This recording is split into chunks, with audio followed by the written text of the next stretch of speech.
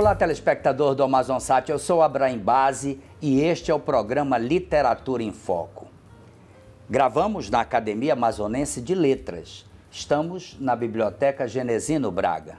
Eu recebo hoje o talentoso cantor, escritor, produtor, Maury Marques. Claro que o motivo de trazer o Maury foi lembrar os 10 anos do lançamento de Lira da Madrugada. Mas nós vamos falar um pouco da vida do Maury, daquilo que ele realmente produziu até os dias atuais. E você continua conosco, porque agora você vai conhecer toda a produção de Maury Marques. Maury, como foi o início das artes? Eu me lembro de você, inclusive algumas pessoas que andavam com você foram para a universidade, estudaram música. E eu me lembro de você na Valê, nos grandes lançamentos de livro, você fazendo apresentação com um grupo musical. Como foi esse início? A rigor foi por eu gostar muito de música e sempre estar gravando fitas para as pessoas, né? E principalmente da música instrumental brasileira. Um amigo meu que fazia parte de um grupo de dança chamado Dança Viva na época, que foi o marco histórico na dança contemporânea amazonense, estavam precisando de um sonoplasta, só de uma pessoa para operar o aparelho e colocar as músicas enquanto os bailarinos ensaiavam e também para as apresentações, né? E aí, como ele se conhecia, ele sabia que eu gostava de música, eles estavam precisando dessa pessoa, que às vezes é difícil você achar alguém que fique lá no bastidor, olha, coloca aí e tal, né? E aí o meu processo começou aí, né? Eu convivendo com eles e aí no decorrer dos projetos, de grupos que foram se apresentando, ou mesmo do próprio Dança Viva e outros trabalhos, eu passei a interferir apresentando as músicas, né? Eu sempre me pautei pela música brasileira instrumental, né? Porque na época, vamos dizer, existia um auge da música instrumental até no mundo, e no Brasil ela estava realmente esquecida. E com essa efervescência aí também estava vindo os discos independentes, aí eu fui sugerindo. E aí alguns projetos de dança e depois de teatro, eu é que já sugeria as músicas, né? Porque eu fazia esse trabalho de pesquisa musical, né? Então, vamos dizer, esse foi o pontapé inicial para eu começar a me relacionar. Agora, o teatro tem uma experiência importante para você. Isso. O teatro já foi consequência. Eu passei um bom tempo trabalhando como sonoplasta de grupos de dança e eu fui chamado para fazer o teatro, né? Então, aí a primeira produção que a gente fez foi já a maravilhosa história do Sapo Taroubequê, do Mar Souza, pela companhia Vitória Régia. E aí eu passei a fazer a produção musical, na pesquisa musical e a direção musical, né? E aí é que se deu o caminho, né, de como as coisas foram acontecendo, né? Como é que você analisa hoje, Maury, você que é um homem da área, como é que você analisa hoje, por exemplo, o teatro? Nós temos a UEA com o curso de teatro, com o curso de música, mas como é que você analisa Manaus nesse contexto, teatro? Pois é, hoje em dia, vamos dizer, pela própria universidade, isso já passa a dar um amparo técnico de formação que antes não se tinha. Né? Então, eu acho fundamental. Obviamente que a questão do teatro, assim como qualquer arte, ela depende do talento, do empenho, da vocação. Então, agora, ela também, o teatro, ele exerce uma função muito importante, mesmo que você não vá seguir carreira e tal, mas para você conhecer e em razão da disciplina, né? Porque o teatro, assim como a ópera, ela engloba as várias artes. E isso dá uma noção até para a sua própria vida e você entender como as coisas se processam. Né? Então, como é que você deve se comportar em cena ou fora dela, né? Exatamente, até para uma questão de desinibição, né? O teatro ele é usado, né? Os exercícios são usados também nesse contexto, né? Fazer a pecinha teatral desde a escola. Quando você fala de teatro, eu me reporto aqui para um ator que eu considero de suma importância, que fez alguns filmes, dentre eles um filme nacional, o James. O James, no filme A Selva, tem uma participação importantíssima. Os nossos atores aqui têm conseguido espaço fora de Manaus ou o nosso teatro ainda está muito regional? Vamos dizer, depende, assim como o James Araújo, depende do trabalho individual de cada um. Não é? Obviamente que para você ganhar os grandes centros, você precisa sair daqui. Não tem jeito, né? Então, você tem o ator global, ex-global, o Malvino Salvador, que é amazonense. Né? Mas foi morar fora para conquistar o espaço dele. Agora, eu sou adepto que eu acho que nós devemos trabalhar a partir da Amazônia, né? Ou seja, para o mundo. Né? Então, a coisa depende mais de nós. Né? Hoje, para você produzir qualquer coisa, você já não requer como antes. Para eu fazer alguma coisa, eu tenho que ser contratado. Hoje, não. Hoje, se a pessoa quer editar um livro, ela edita. Se ela quer gravar uma música, ela grava. Se ela quer, ou seja, hoje as facilidades e de autonomia é muito maior. Então, depende muito de quem... Da iniciativa própria. Exatamente. Agora, Mauri, eu estava te devendo te trazer aqui, porque tenho acompanhado no YouTube as suas produções. Você, inclusive, pega atores que estão esquecidos, autores que estão... É o caso da Zélia, né? É o caso da Zélia. E você está dando uma dinâmica diferenciada na musicalidade. Você pega o texto e, de repente, você coloca a música, a arte da musicalidade. Como é que tem sido isso? Foi fácil? Foi difícil? Como é que você foi para este caminho? Isso, vamos dizer, existe a relatividade, né? Porque na base da poesia já existe uma musicalidade. Né? O poeta, ao fazer um poema, ele faz com uma música, né? Porque a junção das palavras, levam rima ou não, você, ao falar, o poeta está vendo... ou seja, a descrição, mas ao mesmo tempo ele ouve. Então, vamos dizer, o meu trabalho, ou o que eu tento fazer, é captar o mais real possível do que o poeta Você entrega fidelidade ao trabalho. Eu tento fazer isso, é difícil, né? Porque eu não vou inventar uma coisa que o poeta fez só para, sabe, eu vou colocar uma melodia ali, eu digo, mas não pede, né, que você coloque. Então, antes de fazer qualquer música em cima do poema, ou eu leio, às vezes é porque bate assim, você lê e você já vê aquela coisa. É você ficar lendo. Até encontrar. Aí você começa a ver o ritmo poético, né, que o poeta, né, que uma das coisas mais difíceis que ao longo do tempo eu tive que ir percebendo e estudando é o dizer da poesia, né? Ou seja, você observa que os grandes poetas, existe a simplicidade ao dizer, não é preciso eloquência, né? A mágica está aí, né? E eu peguei isso, porque quando você vai falar um poema, você tende a fazer uma coisa eloquente, mas que ao mesmo tempo não comunica, né?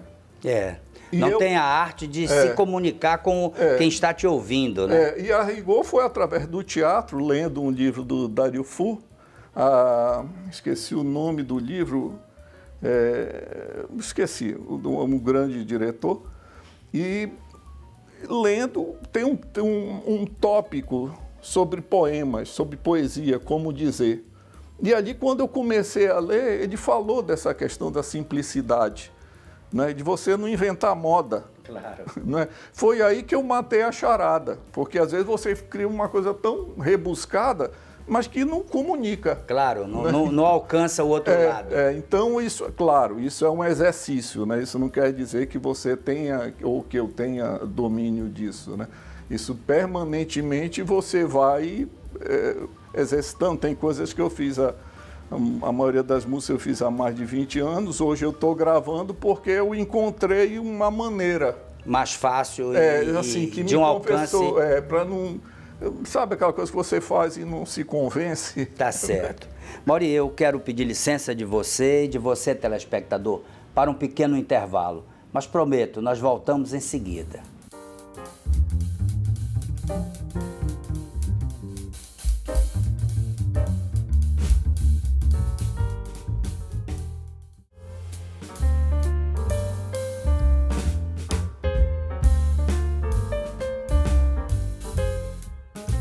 Voltamos ao segundo bloco do programa Literatura em Foco, especialmente para você, telespectador, você que nos acompanha há 25 anos. Eu converso hoje, prazerosamente, com Mauri Marques. Claro, falamos da sua Lira da Madrugada, falamos de tudo aquilo que ele produz neste período.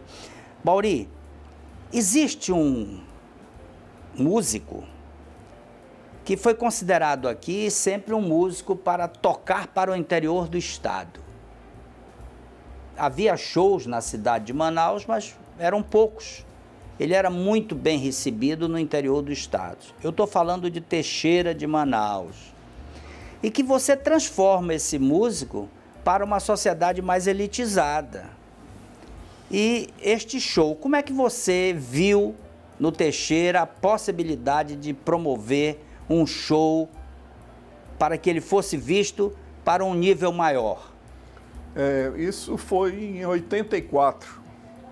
O Teixeira de Manaus, na época, era um sucesso, não só no Amazonas, como todo o interior do Amazonas. Todo o Pará, inclusive. Mas também, o que as pessoas não sabem, ele era mais famoso ainda no Nordeste. No Nordeste? Era. Ele era muito mais famoso no Nordeste. Inclusive, o fato dele ser saxofonista, né?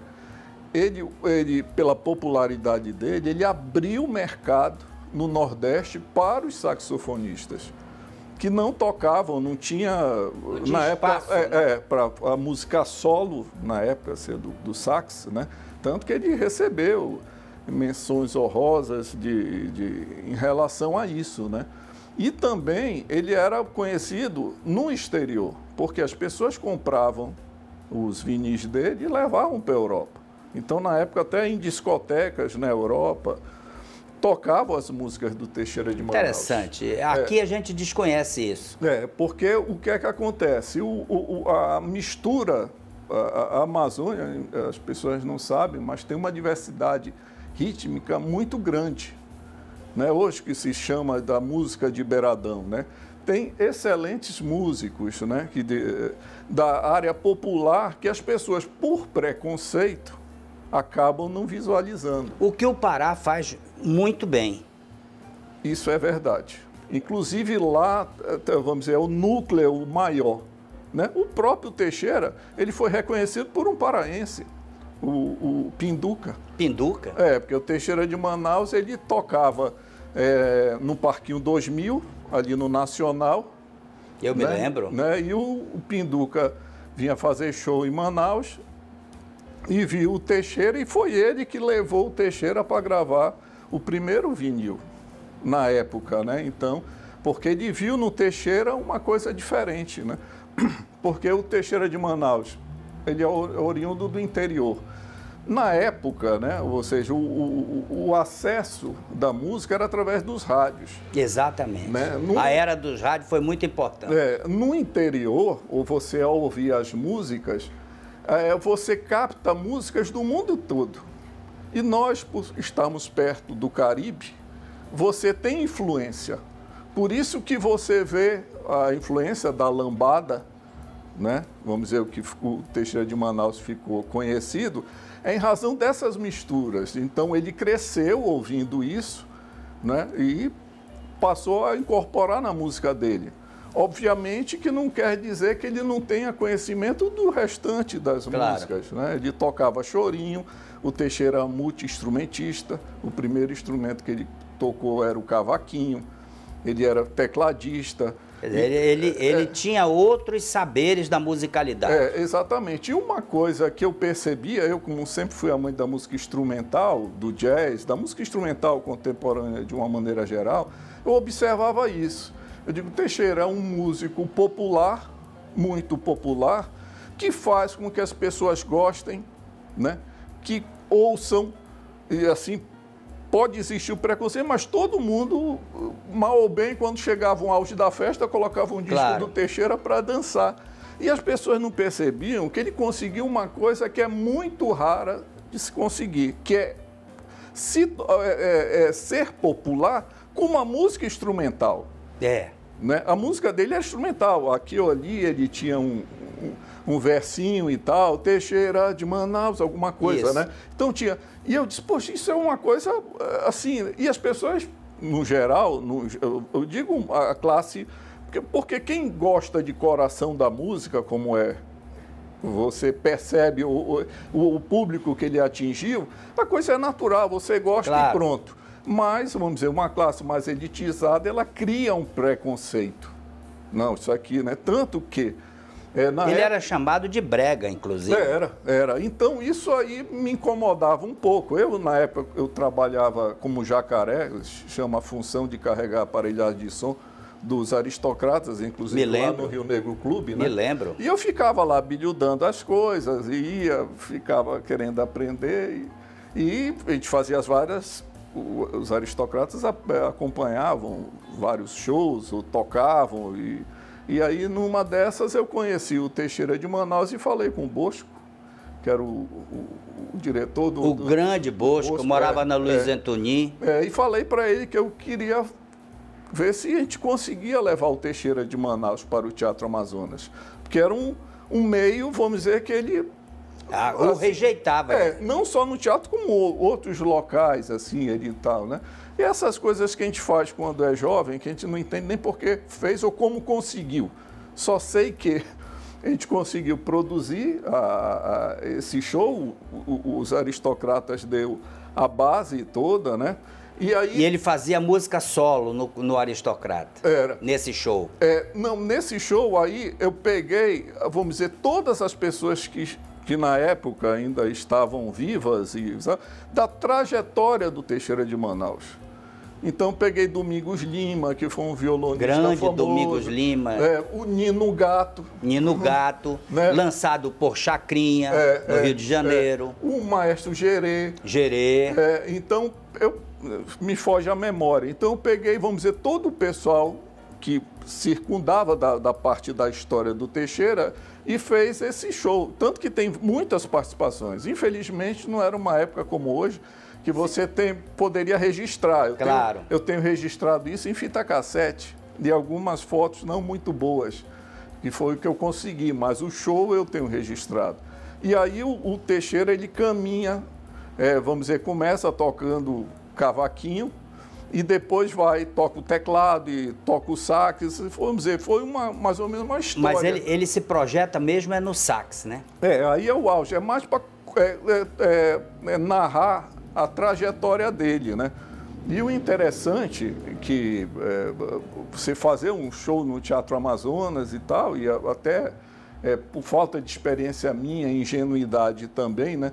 Você sempre acha que você vai fazer uma coisa de uma pessoa importante, né? Que você dá uma importância muito grande, que você acha que você anunciando, todo mundo vai. Não é? Você tem essa ideia. O que não é verdade. O que não é verdade, principalmente de uma classe. A minha salvação, e do espetáculo todo, foi que o Teixeira, percebendo isso, macaco velho também, porque era uma pessoa, ele ia nas rádios AM divulgar o show Teixeirano no teatro. A rádio que ele tinha um espaço muito privilegiado. As rádios, basicamente AM. Né? Então, ele percebendo, e claro, com receio, vou fazer uma apresentação, de repente não tem público. E ele divulgou. Moral da história, nós fizemos 2 dias. A maioria do público eram de pessoas simples, muitas vindo do interior, Olha. que nunca tinham entrado no Teatro Amazonas para ver o Teixeira de Manaus. Pouquíssimas pessoas que eu consegui identificar na plateia que pode-se dizer que eram de uma elite cultural, porque não iam. Claro. Eu identifiquei algumas pessoas assim, pouquíssimas, né? Assim, né? Mas o restante eram as pessoas que gostavam dele. As pessoas mais simples, né? Ou pessoas, vamos dizer, da própria classe média, porque você às vezes tem preconceito, mas que você ouvia. Isso foi assim né? Obviamente que hoje é uma outra realidade, assim como você falou da questão do teatro nas universidades. Hoje a valorização é muito maior. Muito já maior. tem gente com a tese do beiradão e tal. Tem muita coisa que, ou seja, é uma outra realidade. Inclusive um saxofonista, né? Fez um livro, Beiradão. E tem músicos e percussionistas que, vamos dizer, hoje há essa valorização, até a nível nacional, né, da questão das músicas. Tá né? certo. Mauri, novamente, eu peço licença de você e de você, telespectador, mas eu prometo, eu volto em seguida, me aguarde.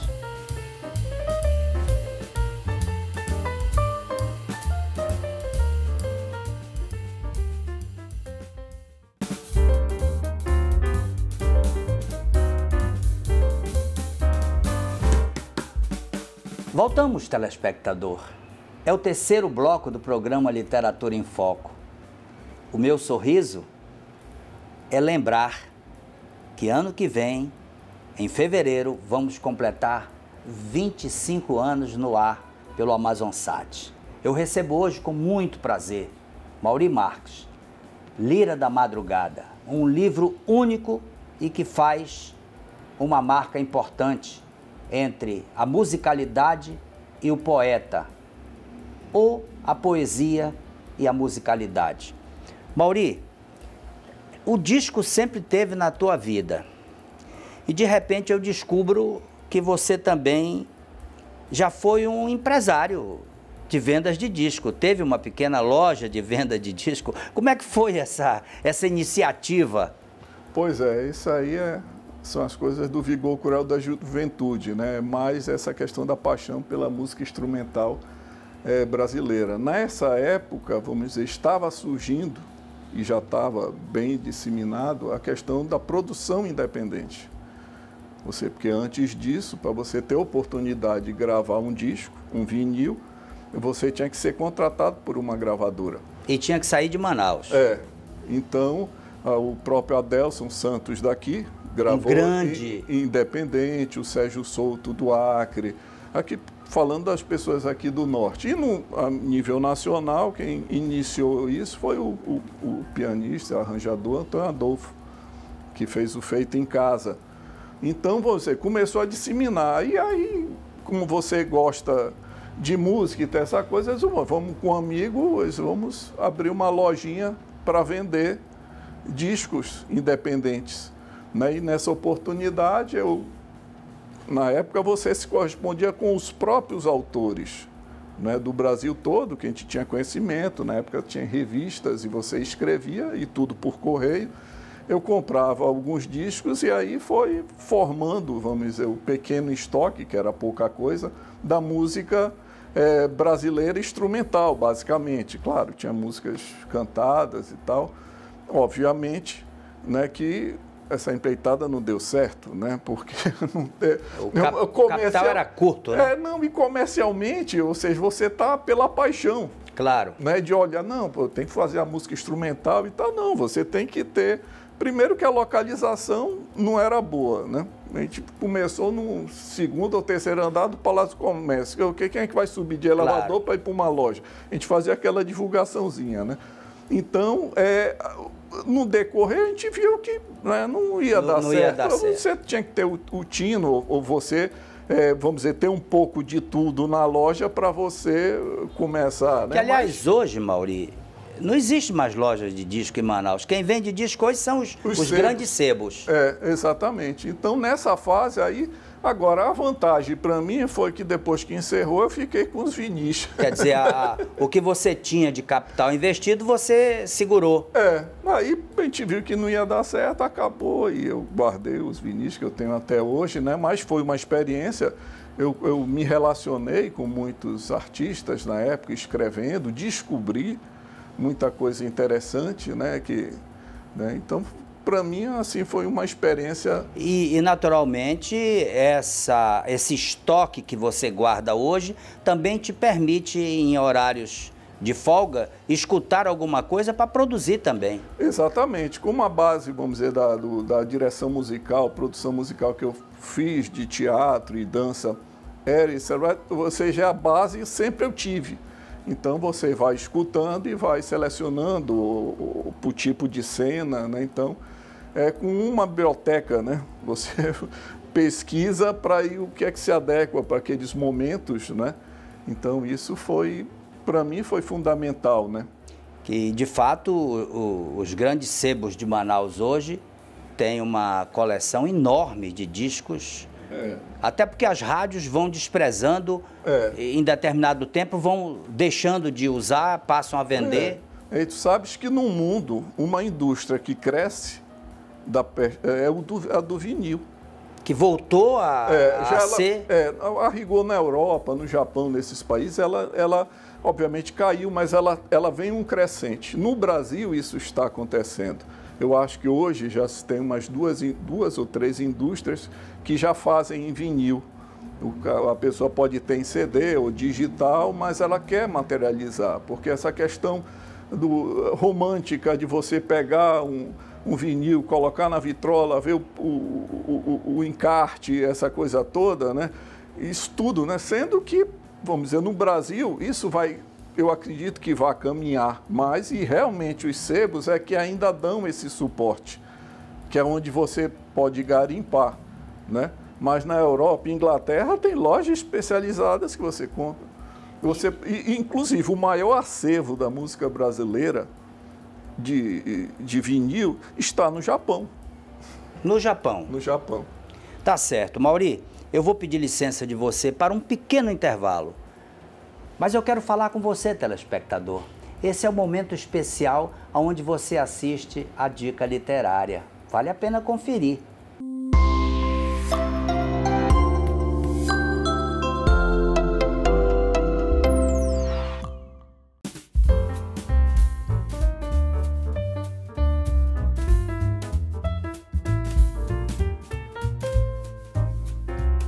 Olá, telespectador do AmazonSat, eu sou o Abraim Base e esta é a Dica Literária. Hoje eu trago para o conhecimento de vocês um pouco de Silvino Santos. Na verdade, a partir de 1905, Silvino começa a dar os primeiros passos das fotografias e filmagens. Uma das vantagens do Silvino Santos foi exatamente fotografar e documentar através de filmes. Hoje considerado o primeiro cineasta do Brasil, e eu vou repetir para você, o primeiro cineasta do Brasil a filmar. É claro que a Amazônia era exatamente um caminho fértil para Silvino. Silvino tinha suas peculiaridades. A água do Rio Negro era ácida, mas ele esperava até altas horas da madrugada para que essa água pudesse ser útil à revelação de seus filmes. Silvino escreveu uma das mais importantes histórias da documentação do cinema e da arte de fotografar. Seu acervo está doado ao Museu da Universidade Federal do Amazonas. O professor Sávio Luiz Estocco nos presenteia com o resultado do seu mestrado, O Cinema de Silvino Santos 1918-1922, e a representação amazônica, História, Arte e Sociedade. É mais um trabalho de pesquisa, diga-se de passagem, um excelente trabalho, e que vai permitir não só que este nome, Silvino Santos, caia no esquecimento, mas especialmente porque vai trazer a você, telespectador e leitor de Silvino Santos, a possibilidade de conhecer novas facetas deste português que aporta aqui, no estado do Amazonas. Vale a pena conferir esta dica literária nos oferecida pelo professor Sávio Luiz Estocco. Confira.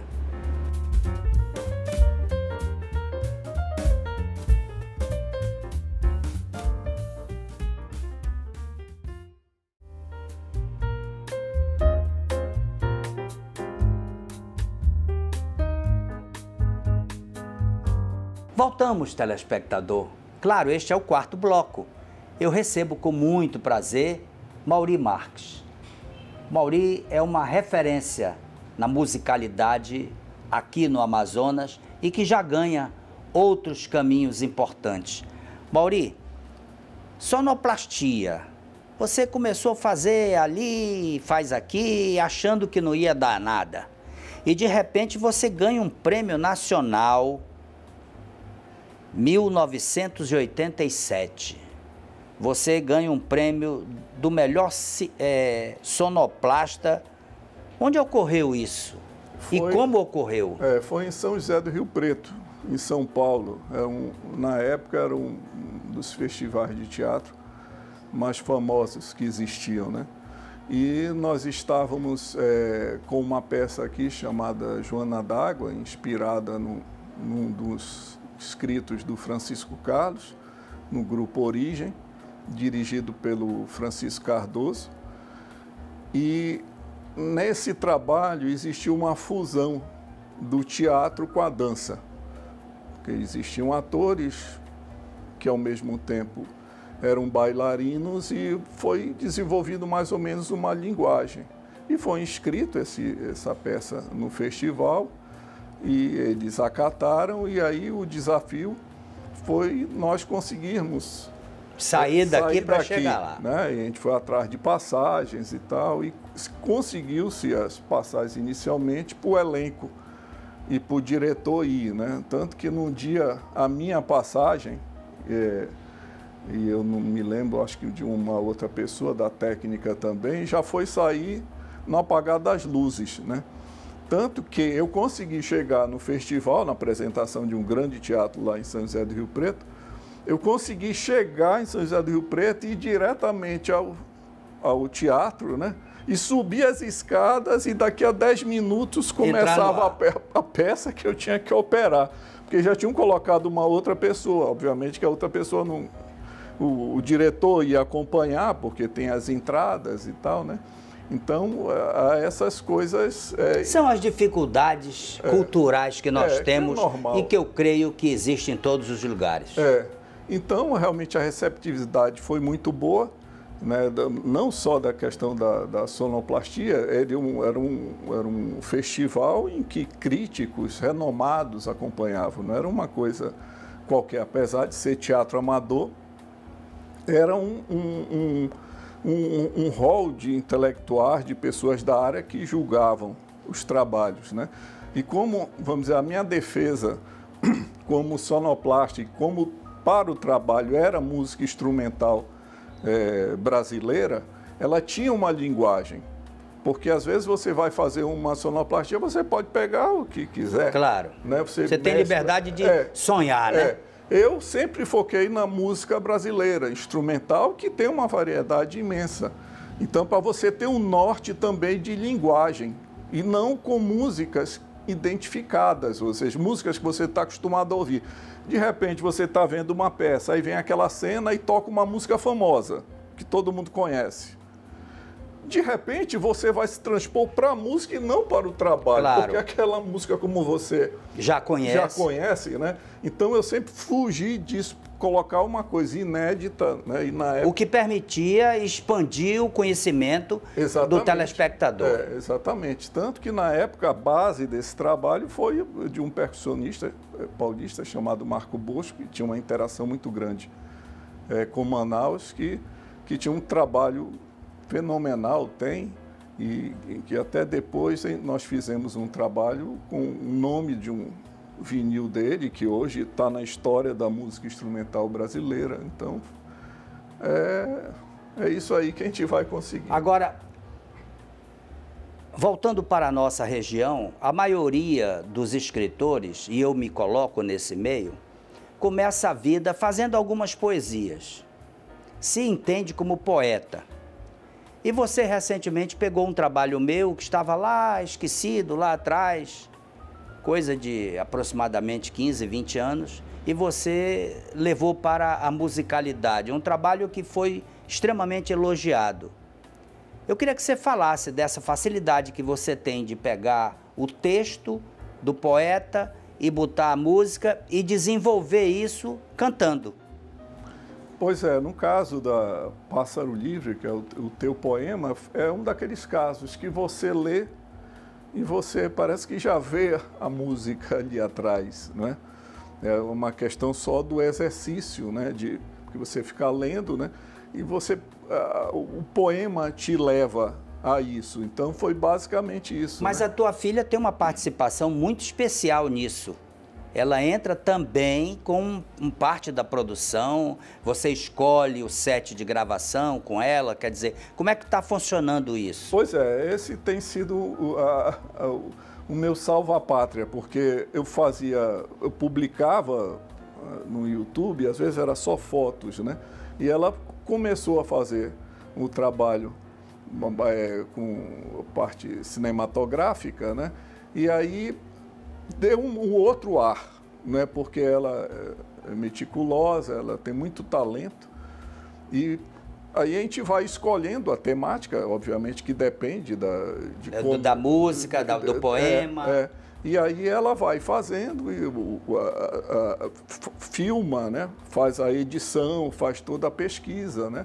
Tem trabalhos que, vamos dizer, que eu levei 2 anos, a gente juntando o material para fazer. Né? A própria Pássaro Livre, né? Demorou, porque nós ficávamos filmando passarinhos, a temática, aí você vai lá num local que tem muitos urubus, que é pássaro também, claro. E você filma, e naquela hora não está bom, e aí, ou seja... O tempo não está ajudando. Então, até da época que nós conversávamos, eu dizia, não, está fazendo, é porque a gente está juntando, né? Então, a penúltima que eu fiz do Alcides Werk, que está até no Lira da Madrugada, essa demorou uns 2 anos. Agora, eu te pergunto, você está pensando na possibilidade de pegar este material e publicar um livro com QR Code para que o telespectador possa, ou o teu leitor possa, ouvir as músicas através do QR Code? Não é uma ideia que... É uma ideia positiva que... pode se fazer, né? Até porque você pode dividir com os autores a possibilidade de fazer o livro, né? Quer dizer, cada autor entraria com uma contribuição para poder fazer o livro. Inicialmente, como a gente está só no YouTube, né? E depois a gente vai nos outros canais, foi uma maneira de divulgar mais, né? Porque eu acho que por enquanto, porque é uma questão também burocrática de trabalho para você conseguir fazer pegar as autorizações. O tempo, né? O tempo é difícil. Agora, como é que foi a receptividade do Lira da Madrugada? Fazendo 10 anos agora. Como é que foi na época? Aliás, um livro, vale a pena dizer, muito bem editado. A importância dele para nós... Porque o Lira da Madrugada, ele é lançado nos 60 anos. Do Clube da Madrugada. Do Clube da Madrugada. Nós começamos a fazer, ou seja, esse início deu nos 50 anos. A gente estava comemorando os 50 anos e editoras lançando livros, eu tinha saído do projeto Mínima Ópera Poética, aí a gente fez o Cancioneiro Madrugada, que aí a gente focou na geração Madrugada, e ali começou o início de tudo. Ou seja, depois de 10 anos é que foi se conseguir materializar o CD livro, né? Então foi mais ou menos esse processo que aconteceu, né? Novamente eu peço licença do Mauri, peço licença de você, telespectador. Mas, como sempre, prometo, voltamos em seguida. Me aguarde.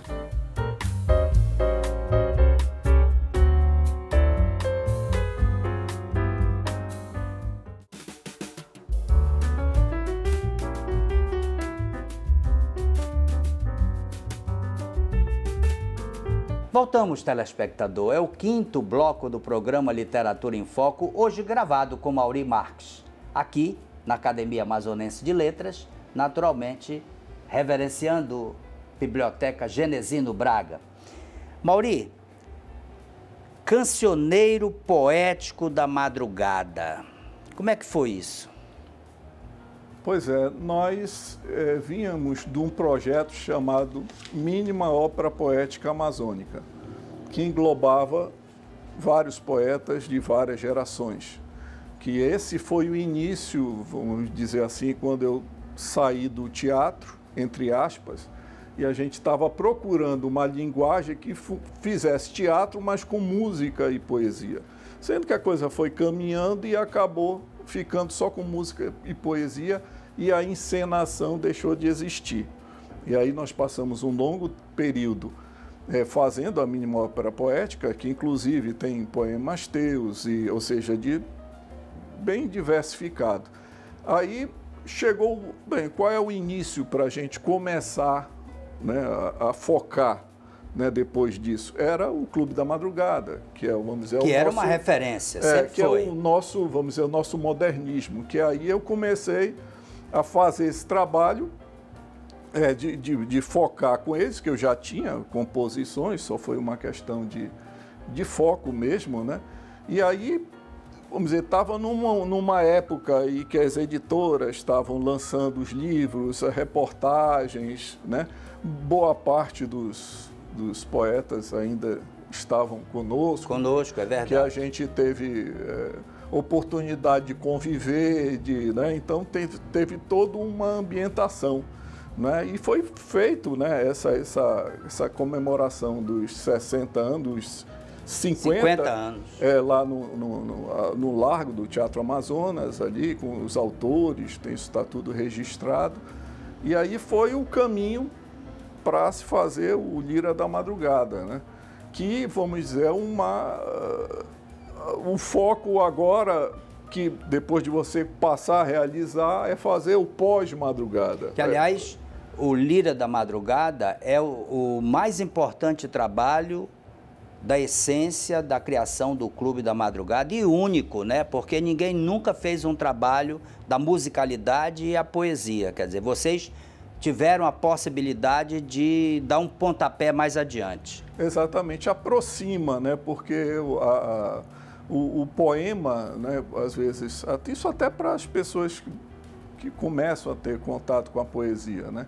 Quando ela tem a música, ela facilita até por uma questão de curiosidade. Então, acho que esse é o trabalho. E uma característica interessante, né, da gente aqui, do Norte, sempre a poesia teve junto com a música, né? Se você pega até o histórico dos compositores, né, amazonenses aqui do Norte, todos eles, sempre a gente teve um pé na música com o poema, com o Aníbal Bessa, o próprio Alcides Werck. Então, incrível isso, é um detalhe interessante, que as pessoas faziam já as músicas a partir dos poemas, né? E que não se apercebiam dessa importância. E que outras regiões não, a pessoa vai e faz a letra da música. Aqui a gente tem uma interatividade natural, pela proximidade, né? Porque, vamos dizer, o poeta, o escritor, ele gosta tanto da poesia como da própria música. Claro. Tanto que ele é um compositor ao fazer um poema. né? Então, a gente nota que a parte histórica, vamos dizer, da nossa concepção, ela tem essa particularidade, o que é interessante. Isso qualifica, né, a questão. Você vê compositores como o Armando de Paula, né, que faziam grandes parcerias com Aníbal Bessa, né, o Pereira com o Alcides Werck. Então, tem todo um... Né, então, vamos dizer, o que eu faço não é uma novidade, eu só tenho a minha contribuição, claro, que é muito importante, da minha maneira de ver. Que é muito importante. Agora, tem um o que é que você vislumbra daqui para frente outros projetos que possa contemplar este segmento? É o que eu estou procurando fazer, de coisas que eu já tenho produzido, é da geração pós-madrugada, né, que são os poetas como Aldice Figueiras, Cláudio Fonseca, o Zé Maria Pinto, né, Efraim Amazonas e muitos outros, né? Então, vamos dizer, a parte que eu pretendo fazer historicamente em relação ao poema, ou fazer um Lira da Madrugada 2, já pegando a geração seguinte, né, e tentando trazer essa mesmo, porque, vamos dizer, todo o caminho, né, você tem que olhar do que foi construído e do que hoje é uma base, claro, para a gente. Né? Existem também muitos poetas emergentes que estão aí produzindo, e produzindo bem, por sinal, e que pode contribuir. Agora, eu te pergunto, nesses planos, o que você está fazendo hoje? Bem, hoje eu estou concluindo um trabalho do Cláudio Fonseca, que eu devo lançar, acho que daqui a um mês, que é uma música que é uma dos poemas que eu mais gosto, assim, que, sabe, aquele trabalho que a gente faz e parece que depois... Se identifica com ele. Depois dos 20 anos, parece que ele ganhou uma forma que eu me senti à vontade para materializar, né? Agora, existe um projeto que é mais adiante, que aí vai depender não só de condições financeiras, mas até de você conseguir uma linguagem. Eu tenho um trabalho feito, você como historiador sabe disso, o Maripiranga Monteiro era um poeta. É, verdade. Tinham coisas fenomenais. Inclusive poesias feitas para a própria esposa. Então, eu tenho um trabalho feito. Na época, eu tive a oportunidade, tenho registrado isso em vídeo, eu cheguei a mostrar para ele os poemas que eu tinha musicado. Essa, vamos dizer, é uma coisa à parte que eu quero fazer. Assim, porque eu considero, assim, né, para mim, pelo trabalho que eu fiz, um trabalho bom, assim, para ser materializado e mostrar essa faceta que seria uma sabem. Grande homenagem ao Mário, né? Então, e é um trabalho, sendo que eu preciso de umas condições, assim, de, sabe, arranjar a pessoa certa para fazer o arranjo que eu acho que deva ser, porque aí a questão da linguagem musical, ela é muito importante também, claro. Não basta fazer, né? A rigor, quando você vai gravar uma música e fazer, você precisa saber o que você quer. E como é que a família teve a recepção desse material? Você mostrou ainda para ele? Ah, sim. O Maripiranga eu tenho até filmado. Eu na casa dele, com a Marita lá, eu tenho filmado. Maravilha. Mostrando o trabalho dele. Maravilha. Né? Isso é um material inédito. Eu tenho transcrito para música, que eu não sei música, mas um amigo meu fez, o Dona Ausente, né? Que eu entreguei para ele, que está no acervo do Maripiranga Monteiro. Tá certo. Né? Mauri, olha, eu quero dizer para você que foi um prazer enorme te trazer aqui. Mostrar o teu trabalho no mínimo, ter um carinho especial com alguém que vem se dedicando para a poesia e a literatura amazonense. Mas estamos chegando ao final do programa e agora você tem a possibilidade, a oportunidade de se despedir através daquela câmera e, naturalmente, deixar seus agradecimentos. Eu, mais uma vez, agradeço ao Abraim, sempre gentil e uma das pessoas que, desde do início do meu trabalho, sempre me prestigiou, isso eu levo em consideração, porque nessa trajetória a gente precisa disso, né? Das pessoas que naturalmente já nos apoiem, né? E de coração. Então é sempre um prazer, mais uma vez, estar no Literatura em Foco. Eu agradeço a atenção de todos. Chegamos assim a mais um programa Literatura em Foco. Naturalmente, eu renovo o convite para estarmos juntos na próxima semana nesse mesmo canal Amazonsat. Te encontro porque Deus haverá de permitir. Um beijo no teu coração e até lá.